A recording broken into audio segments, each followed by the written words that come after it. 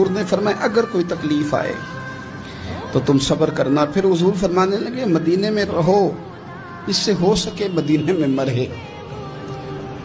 ये तो किसी नसीब वाले की बात है ना। हुजूर फरमाने लगे जिससे हो सके मदीने में मरे।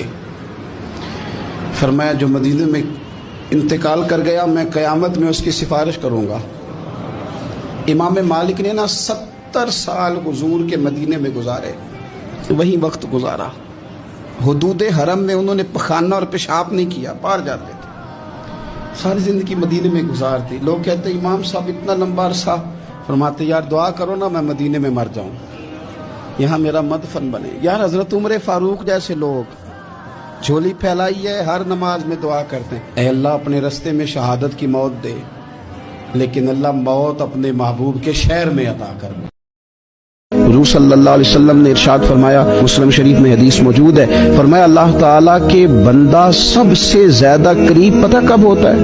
पहले तो जरा इन लफ्जों का हुस्न मुलाहिजा करें कि बंदा और रब के करीब, बंदा और अपने मालिक के करीब। वो बंदा कितनी शान वाला है, उसका मुकद्दर आज कितने उरूज पे है जो अपने रब के करीब हो गया।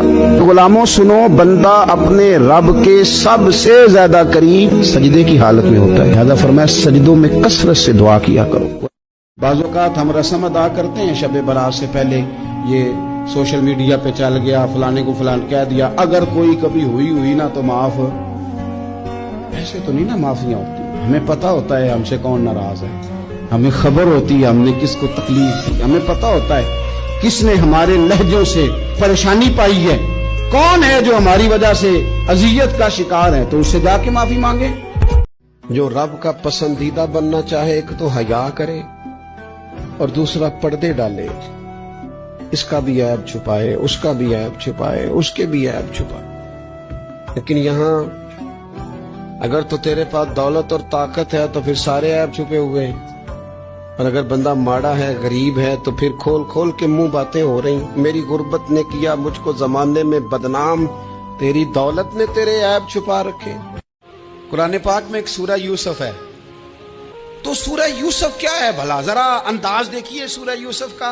पहले हजरत यूसुफ लाडले हैं बाप के, लाडले, फिर उसी जनाबे यूसुफ के मुंह पे तमाचे हैं, फिर वही जनाबे यूसुफ कुएं में है, फिर कुएं से बच गए। कुएं में गिरा भी बंदा कभी बचता है? बच गए, अल्लाह की शान हो तो बच जाता है। बच गए, फरमाते मैंने समझा बच गया हूं। जब बच गया तो बड़ी तकलीफ हुई। भाइयों ने कहा हमारा गुलाम है, हमने बेचना है। सगे भाइयों ने बेचा, जो बाप की तरफ से सगे थे बेचा। फरमाते हैं मैं बिका। अब बड़ा परेशान था कि यार कभी आप गौर करें ना, किसी का रेट लग जाए। फरमाते हैं अब बड़ा परेशान था, और जब मैं मिस्र में गया तो मैं कोने में खड़ा हूं और लोग मुझे खरीद रहे हैं। मोहब्बत में ये किस्सा सुनाना तो आसान है कि बीबी अट्टी लेके आ गई थी, पर जो बेकरा है उसका भी तो हाल देखो ना क्या है, इसका रेट लग रहा है, ये भी तो बड़ी। और जनाब यूसुफ कहते हैं फिर अजीज मिस्र ने खरीद लिया, तो बादशाह के घर गया तो कुछ सुख का सांस आया। ये हजरत यूसुफ हैं, ये लाडले हैं। फरमाते हैं सुख का सांस लिया ही था कि जनाब जुलेखा ने इल्जाम लगाया, और वो गलती माज़अल्लाह जिसका तसव्वुर भी नहीं, उसकी पादाश में सालों जेल काटा। लेकिन खुदा की हिकमत है ना, अल्लाह का करम है ना, जिस मुल्क के वो कैदी थे रब ने उसी मुल्क का हुक्मरान भी बना दिया। ये अल्लाह की हिकमत है ना, तकाजे हैं ना। सुबह के तख्त नशीं शाम के मुजरम ठहरे, हमने पल भर में नसीबों को बदलते देखा। वो जो चाहे जब चाहे कर दे। तो जब वही भाई मजबूर होकर सवाली बनकर सामने आए हैं, पता क्या होता है, बंदा माफ कर देता है। बहुत सारे लोग माफ करते हैं, पर कहानियां सुना के, पता जे ना उदों की आख्या साजे, पता जे ना उदों की कीता साजे, फिर पता जे ना तुसी ये भी आंदे सो, ये सारी कहानियां सुना के। लेकिन हजरत यूसुफ के सामने खड़े हो गए। जनाब यूसुफ ने बात छेड़ी कोई नहीं, फरमाया तुमसे बात ही कोई करनी, जाओ तुम्हें सारा कुछ माफ किया।